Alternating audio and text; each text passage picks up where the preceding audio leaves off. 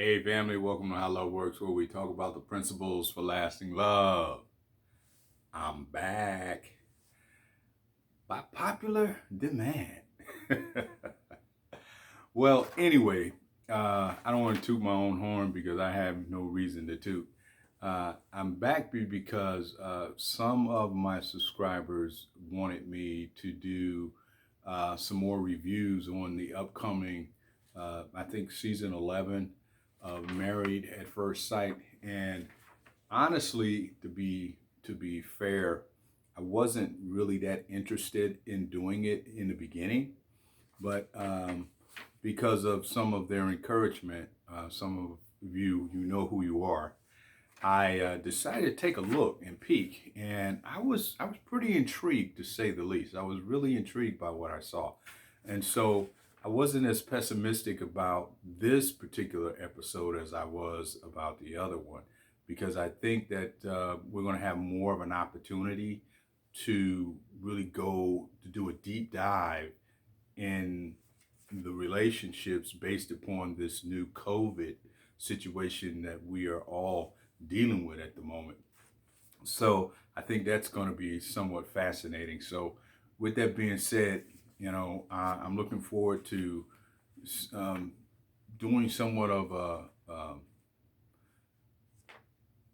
more detailed version of these reviews that I've seen online. And I really don't have anything negative to say about what other people are saying. It's just their opinion, and it's no different than mine. Everyone has their own preference. Everyone has their own perspective. So, with that being said, we're going to jump right on in.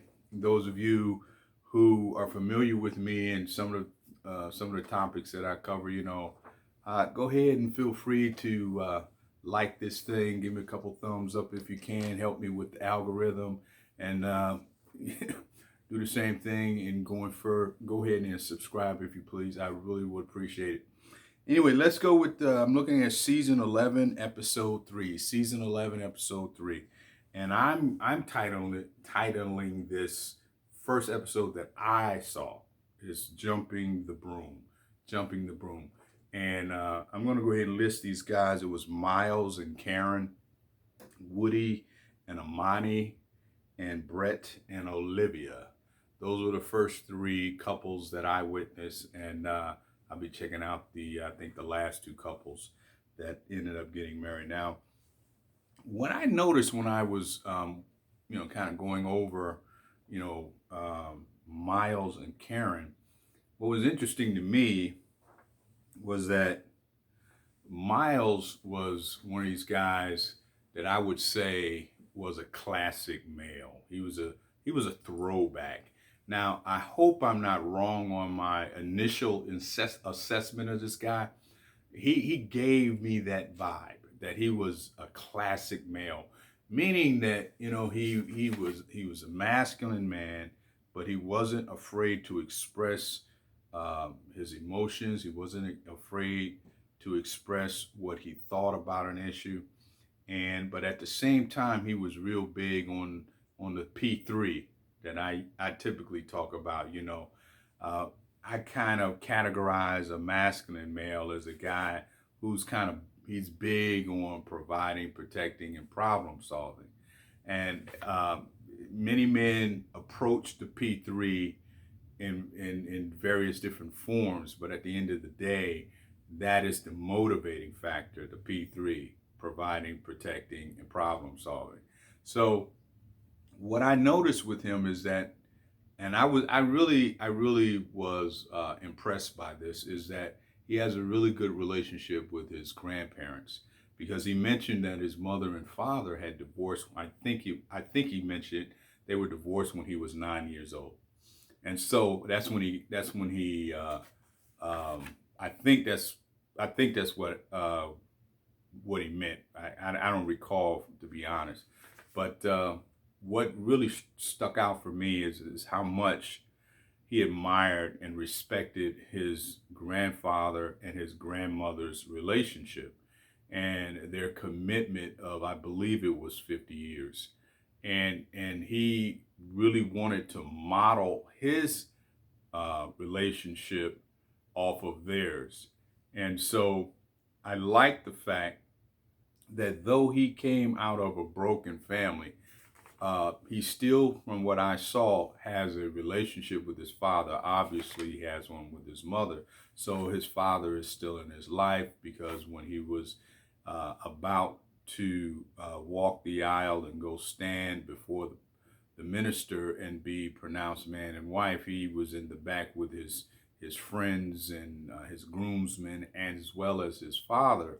And his father was giving him some advice about marriage, and he was taking it in. He was taking the information in. So I really was impressed by what I saw initially with him. Now, Karen, on the other hand, I don't have anything negative to say about Karen at all. Actually, I don't really have anything negative to say about any of them, because this is a preliminary review, and so you don't really have anything in depth to say until you get an opportunity to see how they're going to relate to one another under stress. Now, granted, this situation is very stressful because they don't know what they don't know, and they're about to get into uh, marriage that they have no contact with the individual. They've never had uh, a spoken word between either of them. And so that's stressful in and of itself. So Karen, she was in a relationship with someone for 5 years. Their relationship ended up in the ditch because the man decided that he was going to uh, commit adultery on their relationship. He adulterated the relationship, as it were. And so I think after that 5 years, she hadn't had a relationship. I think, to her credit, I think that was wise. But at the same time, I think that there's some things that I'm going to be looking at very closely. There's some areas in her life that I'm going to be looking at very closely based upon her background and the way she dated the other man in her past. Uh, what I like the ladies as well as the men to consider when it comes to uh, having a relationship with anyone or starting a relationship, you always want to try to make sure that you don't allow your past, your limiting beliefs, or the opinions of others, especially dysfunctional opinions, to control your life and to control the future. Stop looking in the rearview mirror while trying to go forward in life. That's just only going to result in an accident. That's just a formula for constant accidents and abuse in your relationships. So that's one of the areas that I'm going to be paying attention, because one thing she did mention, Karen said that she had gotten a text, and that text gave her an opportunity to take a look at Miles. And she said that, from what I saw, she never mentioned anything about his looks or anything, but she did make a statement relative to whether or not there may or may not be a wholesale connection between them. She's made the point that she thought he was overly emotional, or that he was an emotional thinker, or that he would not be someone that she felt safe with. She didn't say those words, felt safe with. But typically, when a woman is in a relationship with a man who is emotional, number one, there's no stability in that relationship, because she cannot feel safe with that man. She might feel comfortable with him at times, because there are often times in a relationship when a woman is with a man who is emotionally driven, that they can relate on an emotional level, and a woman on an emotional level, and the woman may feel comfortable on that level when they're communicating on an emotional level. However, when she needs that solid rock, a man that is stable in his feelings, and he has a he is also um, he has a stable relationship to his value system. He has integrity. That woman needs a man who is safe, who will make her feel safe. Ultimately, women need that. And if they had a choice between picking a man who is stable, who is conscientious, who is a solid man, solid in terms of his emotional stability, she will go with that man every time because he will give her the feeling of safety rather than just being comfortable in a relationship. Where the young girls go off the deep end, they typically go for the emotional guys because that's how they are. They're emotional. And it gets them in a lot of trouble because they think that's a connection when really what it is, that's just a catastrophe waiting to happen. Okay, that's just number one with Karen. I'll be looking and making sure that that's not the case. But what I did notice when they did get together, she had a somewhat of an overwhelming emotional breakdown. He was that rock. He gave her the support she needed. He let Karen's mother know that she will be taken care of. He's a man of his word. Even his best friend at the reception said that if he says something, that's what he means. And so far, I'm really feeling this young man, and I hope that he doesn't prove me wrong in the future. Now, Woody, his friend, his best friend Woody, and his wife Amani. Woody, it would be easy for me to say that Woody is going to be a train wreck because he's one of these guys that like to turn up and he likes to get his little party on, and he doesn't seem to take life seriously. But I saw at the reception that he does have a serious side. I saw that when he was with his mother, he does have a serious side.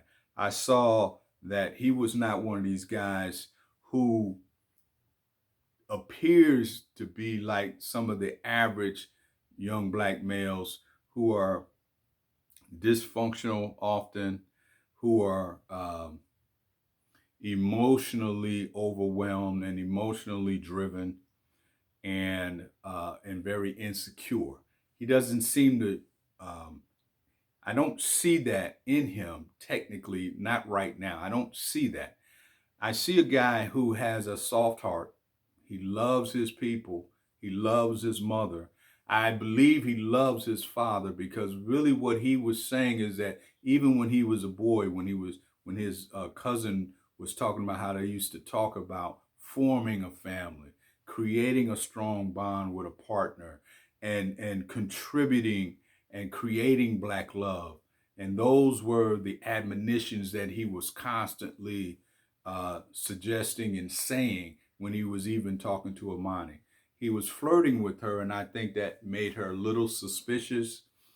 And I think that she might have been suspicious because he seemed to have a lot of confidence, which I think lends itself to her, makes her feel more secure in a relationship to have a man. Now, I've heard people say that they were about the same height. I think he's slightly taller than her because I'm sure she had some heels on, 2 inch, maybe even 3 inch heels. And I know some people have issues with the size. I don't think that's going to be an issue. I think at the end of the day, that if they have the mindset that I've always taken with this show, and that is that Married at First Sight is really about the commitment. That's really what it's really about. It's not about the connection initially. Now, a lot of participants, they make it about the connection, but they put one ahead of the other and they have it backwards. The way it ought to be, they need to have an understanding that in the ancient times when it came to marriage, love was not a, let me say it, let me see if I can remember this. Love was not considered or was not a prerequisite, if you will, for marriage. Marriage was a prerequisite for love.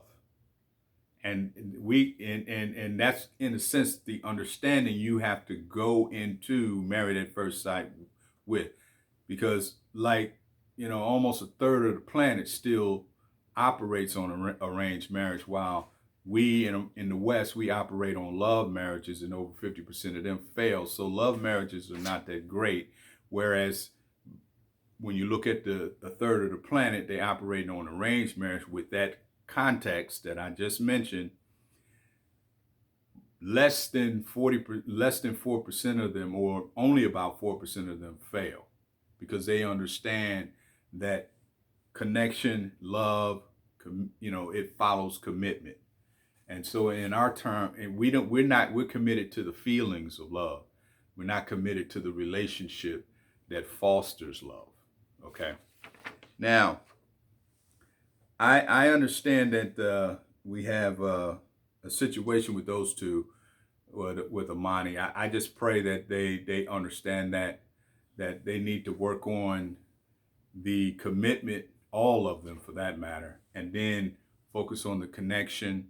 Then the connection, they're going to work on the what I like to use of complementarity, which is that masculine and feminine energy thing, on how they relate to one another, and then compatibility, which is a common interest, and contribution, how they are going to add value and right the world through their bond, through their relationship. Now, if you don't get that connection, if you don't get that commitment thing right from the beginning, then connection is not going to take place. But for many women, and I know most women might agree with me on this point, most women cannot connect with a man that they don't admire or respect. They can't do it. It's not possible. And one of the other problems when it comes to relationships today is that the second thing, if you don't respect the person, this goes for both males and females. If you don't know how to show or approach or express respect of your partner, you don't go about it the proper way, where your partner is interpreting your concept of respect as disrespect, then you're going to also have problems. So, number one, if you don't have respect and you don't admire the individual partner, you're not going to be able to connect. And number two, if you connect in such a way, or you try to show respect in such a way that is interpreted by your partner as disrespect, that's going to be a problem. And that's what you see in most of these relationships. And that's what we're probably going to see, because they don't go in with the right frame of reference, that the commitment is the most important thing, because it's the commitment that's going to get them to their goals and aspirations of that newly formed partnership. So if they don't have that end game in mind, then the connection is moot. All right. Brett and Olivia. Brett is one of these guys who, in my view, he's one of these guys who, he has a pretty immature family from what I saw. His brother, no one has a problem with, having fun. But when you're an adult male and you're still acting like a 16-year-old in high school, and you're making rude or crude remarks about people, and then trying to create a narrative that when I make these crude or rude remarks about you, that means that I like you. You try to reframe, I think, of being offensive as being likable. I think personally, to me, that's rather immature, and I don't think that's going to create a very good bond for both of them. I hope he doesn't subscribe to that, and I hope that he doesn't. I hope he has the courage to check his family in the event that they're going to try to use this or continue to use this type of relationship style in his relationship with his new bride. Now, I think he was a little taken back by Olivia's beauty. I mean, I think he really, really was into her, because he even mentioned that she would be the kind of woman that he would approach in a bar if he wanted to talk to her, if if he wanted to, if he was attracted to that type of woman, she would be that type of woman that he would be attracted to. So I look at that situation and how he was responding, which was he was giving one word answers. He was having a difficult time putting his thoughts together. And I saw that, and I said, now here's a guy that was very wordy, very witty in the beginning. And now he's with this woman. Initially, I thought, here we go again. I can't connect. Here we go again. Not understanding. You can't connect to anyone anyway. A, if you don't like them, and B, if you don't admire, if you don't respect them, you can't connect to them anyway. It has nothing to do with, you know, sexuality and all that stuff and chemistry. Those are just chemicals. You know, that's all that is. Those are just chemicals. Oxytocin and what's the other one for males? The bonding hormones. Well, we both get that, but vasopressin. You know, that's the hormones that keep men from cheating at vasopressin. So, but at the end of the day, they're just chemicals. You don't want to use chemistry as a litmus test for connection. Connection should be based on what I just mentioned. It should be committed, based on a end game, and at the same time, do they have the characteristics that you need in order to get to that end game? Are they competent to get you to that end game? And at the end of the day, are they the type of individuals that you can relate with and that want to go for those same goals? And if that is not the case, it's not likely that that relationship is going to last. So in closing, that's what I saw initially. And of course, this is initial. I saw the next two couples, the two way outs, the doctor and I guess he's a playwright. I'm not sure what he is, but I like both of them. They're kind of kooky and I think because they have compatibility, they kind of have the same type of interests. I'm just wanting to know how they're going to operate in the area of commitment, connection, and complementarity. I don't know if they'll be able to work that energy issue, that polarity. They need that polarity in order to maintain balance. And so I'm interested in seeing how that's going to work, how that's going to play out. And that last couple looks like that female. She looks like she's kind of she's a drill sergeant type, and I know the pressure is getting to her, but I recognize stress is a great way of getting to the center of who a person really is, because once you put a person under stress, you get to see who they really are. They expose who they really are under stress. And that's really good.